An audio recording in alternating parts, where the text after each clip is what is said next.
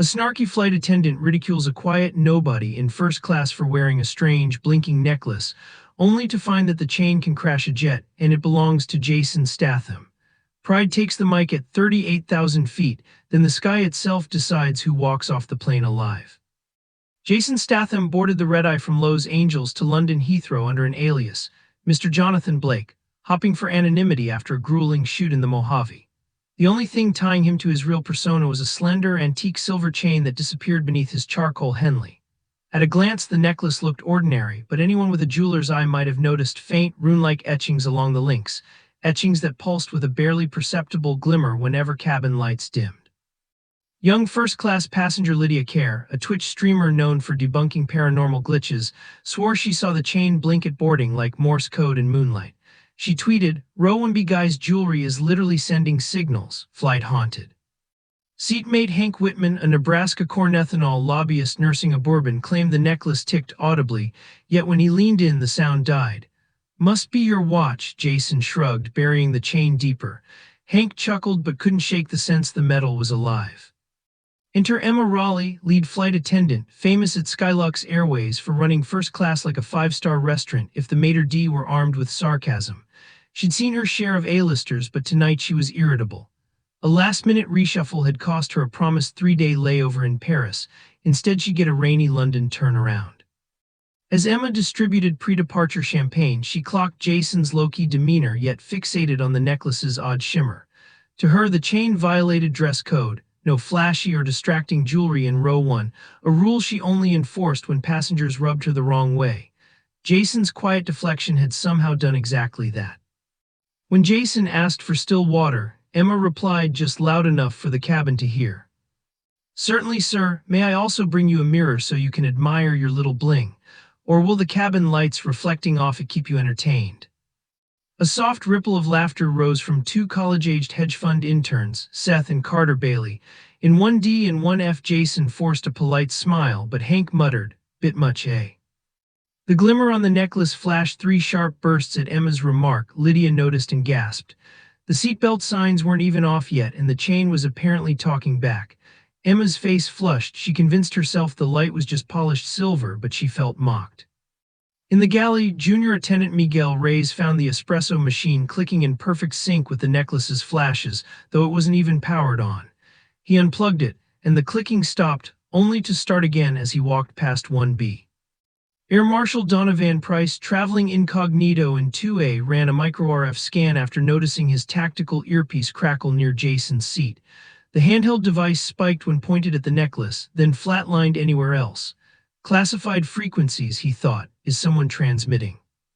An elderly historian named Martha Glenn in 3C stared at the chain and whispered, "Impossible, that design vanished with the Templar archives in 1312. She scribbled frantic notes in a leather journal, sketching the runes she'd glimpsed. Feeling the atmosphere tighten, Emma doubled down. She returned with sparkling water, not the still Jason requested, and presented it with exaggerated grace. "Perhaps the bubbles will distract from your accessories." Jason's jaw clenched, but he kept his cool. He reached for the bottle and his shirt collar slipped, revealing more of the necklace. The cabin lights dimmed for takeoff, and every LED reading lamp in first class fluttered 3 times, the same rhythm the chain had flashed earlier. Phones lit up as Lydia Kerr live-streamed, calling it Ghost Plane. Donovan pocketed his scanner and thumbed the safety on his concealed sidearm. Emma, rattled, hissed at Jason. "Sir, passengers are unnerved by whatever device you're wearing. Remove it or I'll have security meet the flight in London." Jason's voice, calm yet ironclad, carried across the hush. "It's not coming off, but I'll swap seats if it'll keep you happy." Emma scoffed. "Happy? Row 3 has room in economy plus, less shine for the peasants to envy." That did it. Hank Whitman stood. "Ma'am, you're out of line." But Emma ignored him, keying the interphone to the cockpit. "Captain, we have a non-compliant passenger refusing safety instructions." Jason's patience snapped. He unbuttoned his Henley halfway, exposing the full chain. At its center hung a coin-sized medallion of tarnished obsidian that absorbed light, casting a soft shadow on his chest. The runes now glowed faint electric blue. The medallion's shadow stretched outward, spider-silk thin, until it brushed Emma's uniform sleeve, and her digital watch instantly zeroed out, resetting to 0000 while emitting a shrill beep. she yelped, stumbling backward into the drink cart. Cups shattered like brittle ice. The cabin plunged into a surreal quiet. Even engine hums seemed distant. Then the overhead monitors, still on the welcome channel, flickered to static and displayed a single line of text none could decipher, except perhaps Martha Glenn, whose lips mouthed ancient Latin roots meaning "judgment has boarded." Emma's humiliation was complete, but fury eclipsed embarrassment. "I don't care who you think you are, hand over that necklace now or consider yourself restrained for the rest of the flight." She snapped plastic cuffs. Donovan Price rose behind her, badge flashed, ready to assist. Jason exhaled. "Emma, right, you don't want to do this." He looked at the medallion, the blue runes brightened like a heartbeat. "This isn't jewelry, it's a promise, and you're about to break it." A sudden boom rocked the aircraft as if something massive struck the cargo hold. Oxygen masks dropped. Cabin lights went black except for the medallion's eerie glow. Emma's cuff snapped in her trembling hands. Donovan's scanner burst into sparks. The medallion's shadow expanded, swirling across the ceiling like storm clouds gathering. Jason locked eyes with Emma through the gloom. "Remember this moment," he said softly, "because the sky's about to teach us both a lesson." Metal shrieked as the sudden boom reverberated through the fuselage, followed by a stomach-jerking drop. Oxygen masks bobbed like pale jellyfish in the dark. Somewhere aft, a baby wailed. Forward, glasses smashed in the bar console. Jason's medallion glowed brighter, tinting faces in ghost blue. Captain Ross Kelton's voice crackled on the intercom, then dissolved into static. A second later, the cabin speakers revived on their own, broadcasting a low, rhythmic chant in a language nobody recognized. The syllables echoed through the pressure-hushed air like monks singing inside a steel cathedral. Emma Raleigh staggered but stayed upright, plastic cuffs dangling uselessly from two fingers. Donovan Price, the air marshal, pushed past her. "Sir, step back," he barked at Jason, drawing a telescoping baton instead of his sidearm. "No point firing a weapon in a pressurized tube." Jason kept both palms open, voice level. "Donovan, believe me, we're past protocol. The cockpit's blind, instruments just went to zero." He nodded toward the forward bulkhead. The seatbelt sign, normally a calm amber, now flickered deep crimson, forming runic shapes that matched those on the necklace. Miguel Reyes peeked from the galley, face ash-white. "Captain says we've lost all avionics. It's like the sky swallowed the GPS satellites." Martha Glenn unbuckled and stood on tiptoe at a portside window. "Dear heavens," she whispered. "Look." Passengers craned to see. Outside, night had thickened into a milky, starless void where thin wisps of silver-gray clouds darted upward, as if gravity were reversed beyond the glass. The 787 seemed to float in an ink-blue cavern rather than altitude 38,000 feet. Seatmate Hank Whitman crossed himself. "Nebraska never prepared me for this." Lydia Care's phone light stuttered, battery draining from 87% to 3% in 30 seconds. She switched to airplane mode in vain. The screen still pulsed with lines of code she hadn't opened. "Live signal established," it read, though every network ought to have been out of reach. Jason turned to Emma. "I can end this, but I need you to trust me." Emma pressed trembling fingers to her temples. "End what? We're in the middle of an electrical freakout." "Not electrical," Jason said. He tapped the medallion. "Historical, spiritual, if you like labels." A fresh jolt rattled overhead bins. Emergency track lighting glowed icy blue instead of white, illuminating the aisle like a modern catwalk. At row 5, hedge fund intern Carter Bailey lurched sideways. His seatbelt failed, metal tongue twisting free as if unscrewed by invisible hands. Donovan caught him just before he smacked an armrest, shoving Carter back into the seat and refastening the belt, which locked with an audible click even though the latch looked broken.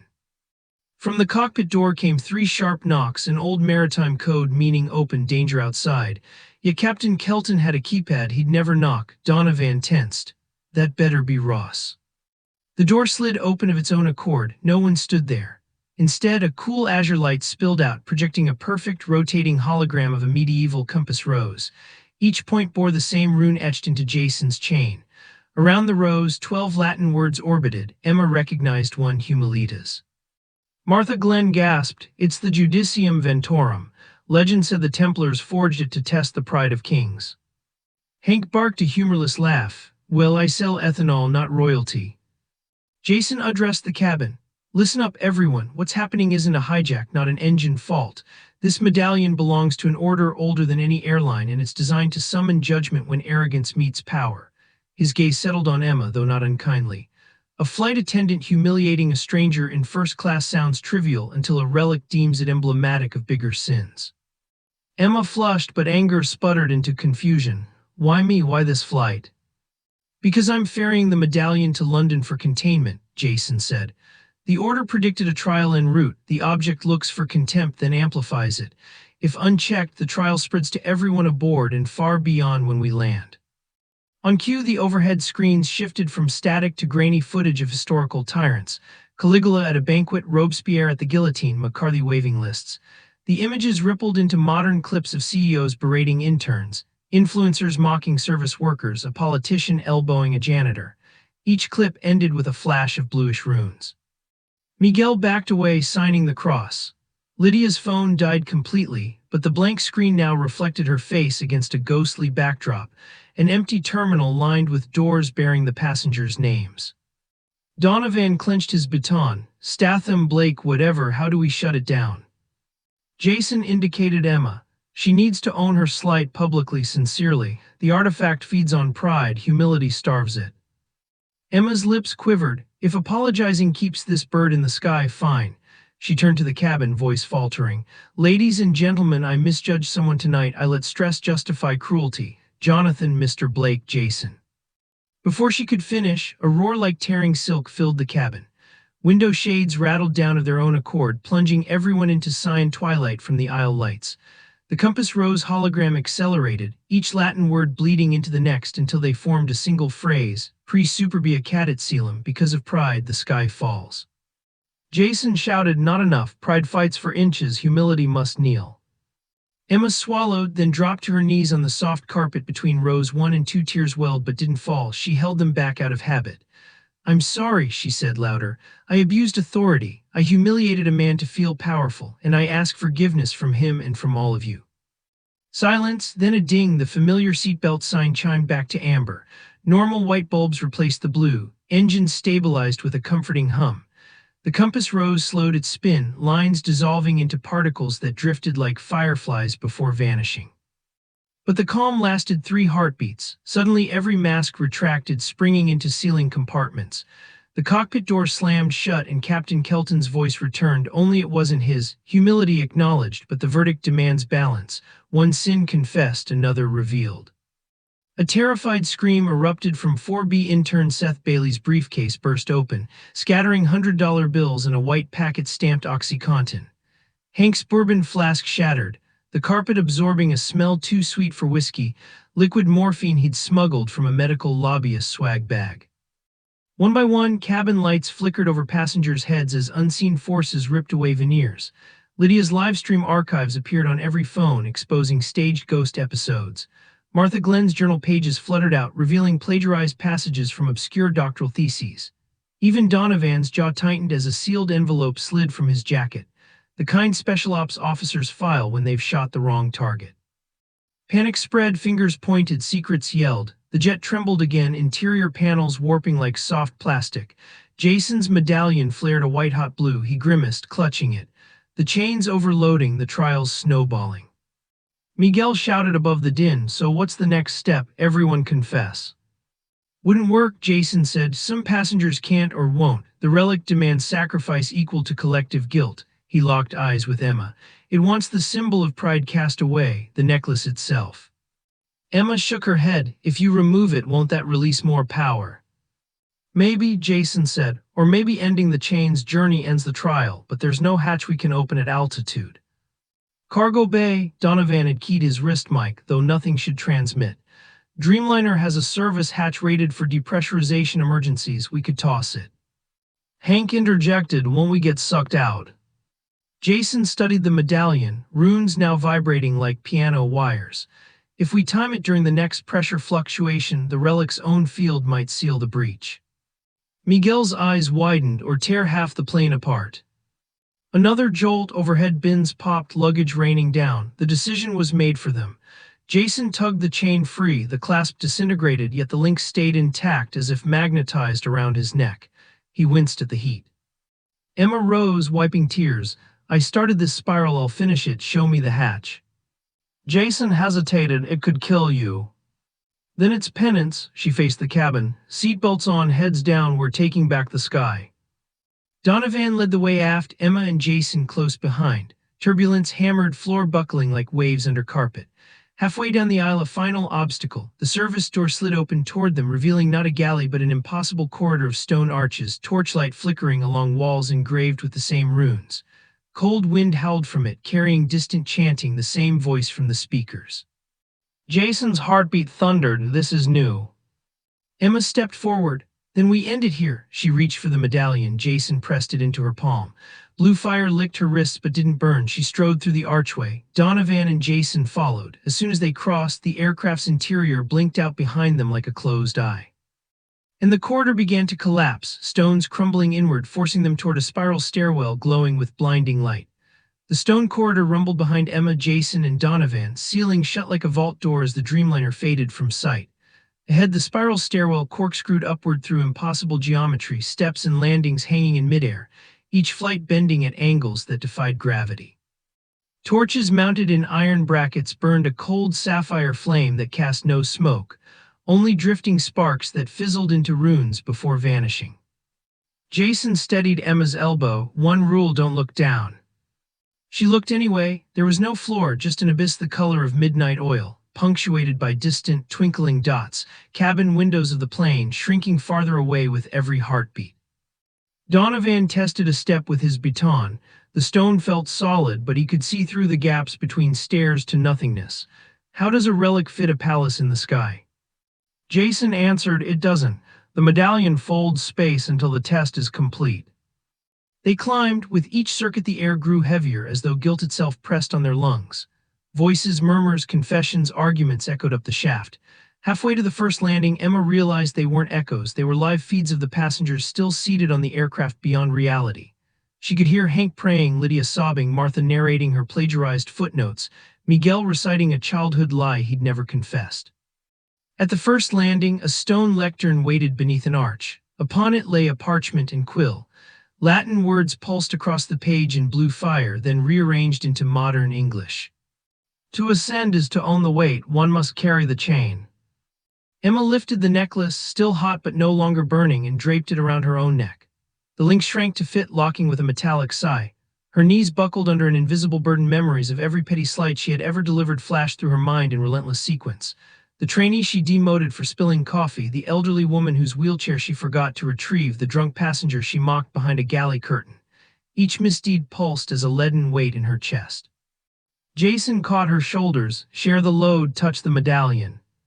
He and Donovan pressed their palms to the obsidian disc. The weight bled outward, dulling to an ache. They resumed the climb. On the second landing, a circular portal hovered, showing the plane's cockpit.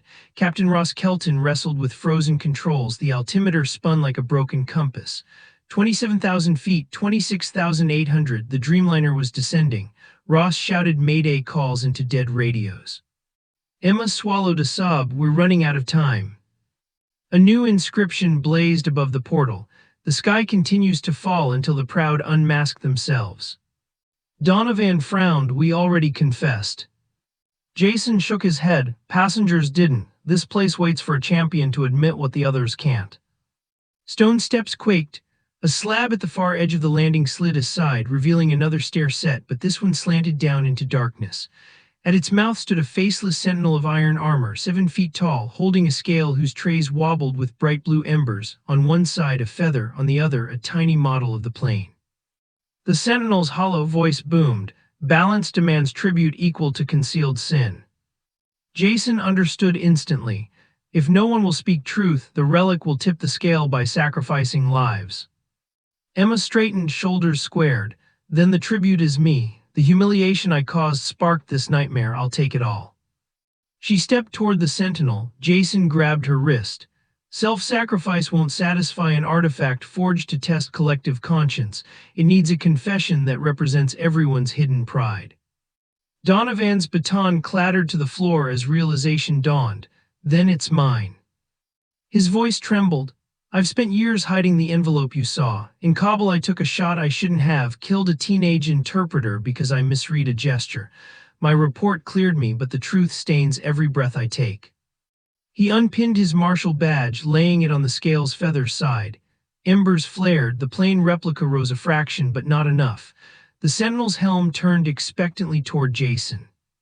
Jason's jaw flexed. I'm not innocent. I agreed to transport this medallion in secret, knowing full well it could trigger a trial midair. I gambled with 200 lives because the order paid in favors, enough leverage to erase a debt my brother owes the Russian mob. He removed a slim metal card, an IOU bearing the Bratva crest, and dropped it beside Donovan's badge. The scale leveled but did not balance. The Sentinel remained motionless. Emma realized her own weight was required, not her life but her truth. She unclipped her crew wings from her blouse, fingers trembling. I became a flight attendant to see the world, but stayed because first-class power made me feel bigger than the people who once belittled me. I've enjoyed small tyrannies, seat upgrades for smiles, icy coffee for complaints, sarcasm as armor. Tonight I crossed a line. Her wings clinked onto the tray. The Ember side dipped, the plane model floated perfectly level, the Sentinel dissolved into dust. The downward stairway collapsed, stone blocks cascading into the void. A new stair materialized upward, lit by a column of platinum light. Wind roared, the flight deck voices grew clearer, altimeter spinning below 20,000 feet. Emma's wings, Donovan's badge, and the IOU ignited, blue flames swirling into the medallion on her chest. Jason barked over the gale, "We've given enough, now we finish it, cast the chain." They ascended the final flight. At the summit waited a round dais ringed by 12 stone pillars. In the center hovered a window of sky, their sky crystal clear above dawn-pink clouds at cruising altitude. Through it they could see the Dreamliner, nose steady now but still sinking, autopilot blank. An inscription shimmered over the window, "Release pride, reclaim grace." Emma unclasped the necklace. It resisted, links gripping her collarbones like talons. Donovan swung his baton, shattering 2 links. Jason pried the chain free, scorching his palms. Together they hurled the medallion into the hovering sky. Time fractured, every torch went dark, pillars cracked, and the platform fell away. Yet none of them dropped, they were suspended in a tunnel of rushing wind. Far below, the medallion streaked toward the Dreamliner like a comet, then smashed through the vertical stabilizer without tearing metal, phasing inside the tail. A ring of blue light rippled across the fuselage, then faded. The roar stopped. Jason, Emma, and Donovan found themselves standing back in the Dreamliner's service galley, the hatch to the surreal corridor now an ordinary pantry door. Cabin lights glowed the usual warm white. The engines hummed smoothly. A quick glance at a bulkhead screen showed altitude climbing back to 31,000 feet on autopilot. Emma touched her neck. No burns, no chain, only a small soot mark shaped like a feather. Captain Kelton's voice crackled. "Sorry for that unexpected turbulence, folks. We've regained optimal cruising. Complimentary drinks for everyone." He sounded blissfully unaware of the missing 20-minute lapse from the flight data recorder. Jason peeked through the cockpit curtain. All instruments read nominal. The co-pilot typed a maintenance log labeled minor weather anomaly. Back in first class, passengers stirred, dazed but calm. Lydia Kerr blinked at her fully charged phone, last tweet timestamped only 5 minutes earlier. Hank's bourbon flask sat intact, no morphine scent. Martha's journal entries after page 67 were blank. Whatever sins the stairwell exposed had evaporated, leaving only a quiet memory like the tale of a nightmare. Donovan slipped his envelope into a seat-back pocket, sealed now, but he met Jason's gaze with a nod. "Later, we burn it for real." He returned to his post by 2A, eyes scanning but softer. Emma approached Jason, hands clasped. "I don't deserve your forgiveness." Jason smiled wearily. "We all landed together, that's enough for today." She inhaled, then addressed the cabin on interphone. Her voice carried warmth, not sarcasm. "Ladies and gentlemen, on behalf of Skylux Airways, thank you for your patience. If you need anything at all, press your call light. We're here to serve." Passengers actually applauded. As Emma collected glasses, she noticed a single silver link in her apron pocket, the fragment Donovan's baton had broken. The rune on it glowed faintly, then dimmed to ordinary metal. She slipped it into a trash bag, hesitated, and instead tucked it into her service journal. A reminder, not a relic. Jason settled into 1B, closing his eyes. A featherlight voice seemed to whisper from nowhere, "Judgment deferred, humility earned, until arrogance wakes again." But the medallion lay dormant somewhere in the cargo hold, boxed in lead, its hunger sated. Outside, the horizon blushed gold as dawn chased them eastward. For once, the sky looked exactly the way a sky should look, endless, forgiving, and free.